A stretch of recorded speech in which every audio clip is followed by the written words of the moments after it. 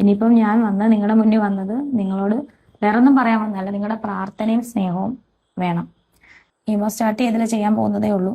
അറിയാവുന്നവർക്ക് വേണമെങ്കിൽ ചെക്ക് ചെയ്യാൻ. ഒരു ഹോസ്പിറ്റലിൽ ഞാൻ ദുബായിൽ പോയിട്ടില്ല, അതൊക്കെ വെറുതെ കള്ളത്തരം പറഞ്ഞാണ്. അതാണ് ജയിക്കാൻ വേണ്ടിയിട്ട് എന്ന് പറയുന്നവരാണല്ലോ, അവർ പറയട്ടെ. അപ്പം ഞാൻ വന്നത്, നിങ്ങൾ ഇപ്പം ഇന്നലെ തന്നെ ഒരു ചാനലിലൂടെ, മെയിൻ സ്ട്രീം ആണ് ചാനലിലൂടെ എൻ്റെ ഇൻ്റർവ്യൂ കണ്ടു കാണും. സോ അതിലൂടെ നിങ്ങൾക്ക് എൻ്റെ അവസ്ഥകളും കാര്യങ്ങളും ഒക്കെ നിങ്ങളോട് അറിയിച്ചു. അതുപോലെ തന്നെ എൻ്റെ പ്രേക്ഷകരോട് എൻ്റെ ചാനലിൽ കൂടെ അതിൻ്റെ കണ്ടിന്യൂറ്റി ഉള്ള കുറച്ച് കാര്യങ്ങളൊക്കെ സംസാരിക്കാനാണ് ഞാൻ വന്നത്. അപ്പം എൻ്റെ കൂടെ ചേച്ചിയുണ്ട്, നിങ്ങൾക്ക് അറിയാമല്ലോ.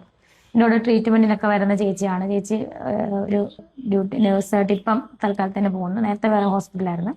അപ്പം ചേച്ചിയാണ് എൻ്റെ കൂടെ അവധിയൊക്കെ എടുത്തിട്ട് എൻ്റെ കൂടെ ഹോസ്പിറ്റലിൽ വരുന്നതൊക്കെ ചേച്ചിയാണ്. അപ്പം ഞങ്ങൾക്ക് നാളെ തന്നെ കീമോ സ്റ്റാർട്ട് ചെയ്യാനുള്ള കാര്യങ്ങളൊക്കെ തുടങ്ങുവാണ്. ഇതൊക്കെ മാമോഗ്രാം ഉണ്ടായിരുന്നു, മാമോഗ്രാം വിത്ത് MRI, മാമോഗ്രാം വിത്ത് MRIയുടെ റിസൾട്ടും കാര്യങ്ങളുമാണ്. അതുപോലെ ഇതിനകത്ത് പിന്നെ ഉള്ളത് പെറ്റ് സ്കാൻ്റെ റിപ്പോർട്ടുണ്ട്. പെറ്റ് സ്കാൻ്റെ ഇതാണ്, ഇതൊക്കെ നിങ്ങളെ കാണിക്കും. പെറ്റ് സ്കാൻ എന്താണെന്ന് നിങ്ങൾക്കറിയാം. ക്യാൻസർ വന്ന പേഷ്യൻസിനോ ഓരോ ബന്ധുക്കൾക്കോ അറിയാം. പെറ്റ് സ്കാൻ എന്ന് പറഞ്ഞാൽ നമ്മുടെ എന്താ ചേച്ചി നേഴ്സല്ലേ, എന്താ നമ്മുടെ ശരീരത്തിൽ ക്യാൻസർ എവിടെയൊക്കെ വ്യാപിച്ചിട്ടുണ്ടെന്ന് അറിയാനുള്ള ചികിത്സയാണ്, ഒരു സ്കാനിങ് ആണ്. അപ്പം എന്തായാലും ഇങ്ങനെ എന്നെ പോലെ എൻ്റെ ശരീരത്തിൽ ബ്രസ്റ്റിലാണ് ആദ്യം ക്യാൻസർ സ്ഥിരീകരിച്ചത്. ഞാൻ നിങ്ങളോട് ചാനലിൽ കൂടെ പറഞ്ഞായിരുന്നു അതിൻ്റെ കാര്യങ്ങളൊക്കെ. ചേച്ചി എങ്ങനെ അറിഞ്ഞെന്നും കരിഷ്മ പറഞ്ഞിട്ടാണ് ചേച്ചി അറിഞ്ഞെന്നൊക്കെ ഞാൻ പറഞ്ഞു. എങ്ങനെയാണ് കുറേ വർഷം മുന്നേ മുഴ ഉണ്ടായിരുന്ന കാര്യങ്ങളൊക്കെ ഞാൻ നിങ്ങളോട് പറഞ്ഞു. ഇനിയിപ്പം ഞാൻ നിങ്ങളുടെ മുന്നിൽ വന്നത് നിങ്ങളോട് വേറൊന്നും പറയാൻ വന്നല്ല, നിങ്ങളുടെ പ്രാർത്ഥനയും സ്നേഹവും വേണം. എനിക്ക് മുന്നോട്ട് ജീവിക്കണം. അപ്പം അതിന് വേണ്ടിയിട്ടാണ് ഞാൻ വന്നത്. എന്നെ ഒരുപാട് പേര്, എൻ്റെ കൂട്ടുകാരാണെങ്കിലും എൻ്റെ കരിഷ്മയാണെങ്കിലും എൻ്റെ ഫാമിലി ആണെങ്കിലും എൻ്റെ ചേച്ചിയാണെങ്കിലും എല്ലാവരും എനിക്ക് സപ്പോർട്ട് ചെയ്യുന്നുണ്ട്. എനിക്ക് ഒരുപാട് സന്തോഷമുണ്ട്. ഒരുപാട് പേരുടെ പേര് ഞാൻ പറയുന്നത്, ഒരുപാട് ആൾക്കാർ എന്നെ സപ്പോർട്ട് ചെയ്യുന്നവരുണ്ട്. അവരുടെയൊക്കെ പ്രാർത്ഥന ഉണ്ടെങ്കിൽ ഞാൻ വീണ്ടും മുന്നോട്ട് വരും എന്ന് തന്നെയാണ് എനിക്ക് വിശ്വാസം. പിന്നെ ഇപ്പോഴത്തെ സ്ഥിതി എന്ന് പറഞ്ഞാൽ ബ്രസ്റ്റ് ക്യാൻസറും അതുപോലെ അത് ലിംബ് നോഡുകളിലൊക്കെ ഇച്ചിരി അല്ലേ പടർന്ന് നമ്മുടെ കക്ഷത്തിലോട്ടും അതുപോലെ ഹാർട്ടിൻ്റെ മസിലിലോട്ടും അതുപോലെ ലങ്സിലോട്ടും ചെറുതായിട്ട് ഒന്ന് സ്പോട്ടായിട്ടുണ്ട് എന്നാണ് അറിഞ്ഞത്. അപ്പം നിങ്ങളോർക്കും ഞാൻ എന്താ ഇങ്ങനെ സംസാരിക്കും. സത്യമായിട്ട് ഞാൻ എൻ്റെ മനസ്സിലായ വേദന ഞാൻ സത്യം പറയട്ടെ. ഞാനത് കരഞ്ഞാൽ എന്നെ പോലെ കുറേ പേരൊക്കെ ഉണ്ട്, എന്നെ പോലെ വിഷമം അനുഭവിക്കുന്ന ഒരു അസുഖമായിട്ട്. അവർക്ക് ഞാൻ എന്നും എന്നെ ഒരു മാതൃക ആയിരിക്കണമെന്ന് ആഗ്രഹിക്കുന്ന ഒരു വ്യക്തിയാണ്. അപ്പം എനിക്ക് അവരോടൊന്നേ പറയാനുള്ളൂ, നമ്മുടെ ശരീരത്തിൽ എന്ത് അസുഖം വന്നാലും നമ്മൾ ഒരിക്കലും അസുഖം വന്ന് നമ്മൾ തളരരുത്. ഇപ്പം ഞാൻ നിൽക്കുന്നില്ല, അങ്ങനെ മുന്നോട്ട് പോവാം. പിന്നെ വേദനകളൊക്കെ കാണും. നമ്മളിപ്പോൾ കീമോ ഒക്കെ തുടങ്ങുമ്പോൾ ഡോക്ടർമാർ തന്നെ നമുക്ക് പറഞ്ഞു വേണ്ട, നമ്മളൊന്ന് ഗൂഗിൾ സെർച്ച് ചെയ്താൽ മതി, നമുക്ക് ഒരുപാട് വിഷമങ്ങളും വേദനകളും ഒക്കെ വരേണ്ടി വരും. പക്ഷെ അതൊക്കെ നമ്മൾ അതിജീവിച്ച് മുന്നോട്ട് തന്നെ പോകണം. അപ്പം ഞാൻ നിൽക്കുന്നില്ല അതുപോലെ. അപ്പം നിങ്ങളുടെ എല്ലാവരുടെയും പ്രാർത്ഥന ചോദിക്കുന്നു. അതുപോലെ ബാക്കി എന്താ പറയാനുള്ളത്, ഡോക്ടർമാരെന്താ പറഞ്ഞു ചേച്ചിയോട്? ഇപ്പം കീമോ സ്റ്റാർട്ട് ചെയ്യുവാണ്. കീമോ സ്റ്റാർട്ട് ചെയ്യുന്നത് ഫസ്റ്റ് കീമോ ആഫ്റ്റർ സർജറി എന്നാ പറഞ്ഞേക്കുന്നത്. സർജറി ഉണ്ട്. നാളെ തൊട്ട് കീമോ സ്റ്റാർട്ട് ചെയ്യുവാണ്.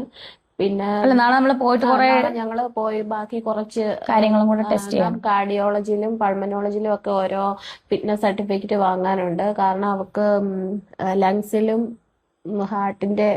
ഹാർട്ടിലേക്കും ഒക്കെ ചെറുതായിട്ട് സ്പ്രെഡ് ആയിട്ടുണ്ടെന്ന്. അപ്പോൾ അത് കാരണം അവരുടെ രണ്ടുപേരുടെയും ഫിറ്റ്നസ് സർട്ടിഫിക്കറ്റ് വാങ്ങിയിട്ടേ ഉള്ളൂ കീമോ സ്റ്റാർട്ട് ചെയ്യാൻ പറ്റത്തുള്ളൂ. കൊണ്ട് നാളെ ഞങ്ങൾ പോയി കാർഡിയോളജിസ്റ്റിൻ്റെയും പൾമനോളജിസ്റ്റിൻ്റെയും ഫിറ്റ്നസ് സർട്ടിഫിക്കറ്റ് വാങ്ങിച്ചിട്ട് നാളെ തൊട്ടായിരിക്കും ചിലപ്പോൾ കീമോ സ്റ്റാർട്ട് ചെയ്യുന്നത്.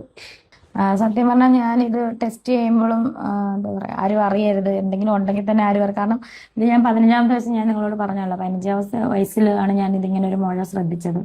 പക്ഷെ അന്നേരം ഒന്നും അതിന് വേദനയില്ലായിരുന്നു, കുഴപ്പമൊന്നും ഇല്ലാതെ ഞാനിങ്ങനെ, നമ്മൾ അന്ന് 10ാം ക്ലാസ്സിലൊക്കെ പഠിക്കുമ്പോൾ നമ്മളിങ്ങനെ ഒന്നും ശ്രദ്ധിക്കാത്തൊരു പ്രായമാണ് ഞാൻ സത്യം പറഞ്ഞാൽ. അപ്പോൾ ചേച്ചി ഒന്നും ഇവിടെ ഇല്ലായിരുന്നു, ഇവിടെ ഹൈദരാബാദിൽ ജോലി ചെയ്യുമായിരുന്നു ആ സമയത്ത്. ഡോക്ടർ പറഞ്ഞാൽ ഇപ്പം കുഴപ്പമില്ല, അത് പിന്നീട് അത് ഇരുന്നത് ഇങ്ങനെ ആകാം, അതുകൊണ്ട് അത് ഓപ്പറേഷൻ ചെയ്യേണ്ടത് കളയണമെന്ന് പറഞ്ഞു. പക്ഷെ ഞാനാണ് വീട്ടിലതൊന്നും പറഞ്ഞിട്ടില്ലായിരുന്നു, ആരോടും പറഞ്ഞു. കുഴപ്പമില്ലെന്നാണ് ഡോക്ടർ പറഞ്ഞെന്ന് പറഞ്ഞ് വിട്ട്.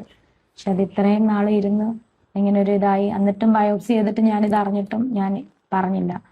കുറച്ച് എന്താ പറയുക, കരിഷ്മയ്ക്ക് മാത്രം അറിയാമായിരുന്നു. അവളുടെ അടുത്ത് ഞാൻ പറഞ്ഞു പറയരുതെന്ന് പറഞ്ഞു. അതിനുശേഷമാണ് അവളാണ് ചേച്ചിയോട് പറഞ്ഞത്. എൻ്റെ കരിഷ്മയ്ക്ക് അറിയാമായിരുന്നു, അവളുടെ ഹസ്ബൻഡിന് അറിയാമായിരുന്നു, ചേച്ചിക്കും ഫാമിലിക്കും പിന്നെയാണ് അറിഞ്ഞത്. അവരോട് കരിഷ്മ പറയാൻ കുറേ പേര് എനിക്ക് സപ്പോർട്ടായിട്ട് വന്നു. പിന്നെ എൻ്റെ കസിൻസ് എല്ലാം വിളിക്കുന്നുണ്ടായിരുന്നു. എൻ്റെ ഒരു കസിൻ ലിൻഡ, വിളിക്കുന്നുണ്ടായിരുന്നു. സംസാരിയോളം നേഴ്സാണ്. അങ്ങനെ ഒത്തിരി പേര് എന്നെ കാണാനും വന്നു, എൻ്റെ കസിൻസൊക്കെ അവരൊക്കെ അറിഞ്ഞായിരുന്നു. പക്ഷെ ഞാനിപ്പോൾ സോഷ്യൽ മീഡിയയിൽ കൂടെ ഞാൻ പറയാൻ കാരണം എൻ്റെ മുടിയൊക്കെ ചിലപ്പം കീമോ ഒക്കെ എടുക്കുമ്പം നിങ്ങൾക്ക് അറിയാമല്ലോ, എന്തെങ്കിലുമൊക്കെ മുടിയൊക്കെ കൊഴിഞ്ഞ് വരുവാണെങ്കിൽ നിങ്ങളോടത് പറയേണ്ട ഒരു അവസ്ഥ വരും. അതുകൊണ്ടാണ് ഞാൻ പറഞ്ഞത്.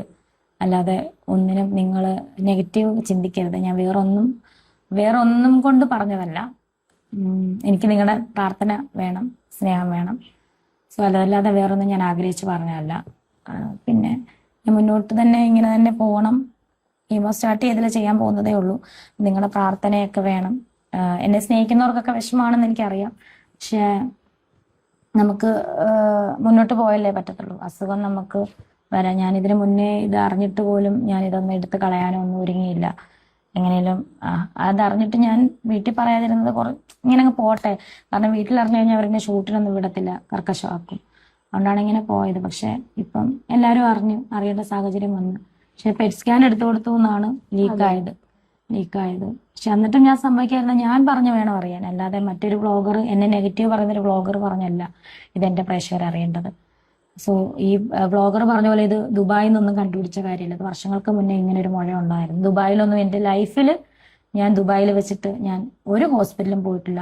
അറിയാവുന്നവർക്ക് വേണമെങ്കിൽ ചെക്ക് ചെയ്യാൻ. ഒരു ഹോസ്പിറ്റലിൽ ഞാൻ ദുബായിൽ പോയിട്ടില്ല. അതൊക്കെ വെറുതെ കള്ളത്തരം പറഞ്ഞാണ്. അതാണ് ജയിക്കാൻ വേണ്ടിയിട്ട് എന്ന് പറയുന്നവരാണല്ലോ, അവർ പറയട്ടെ.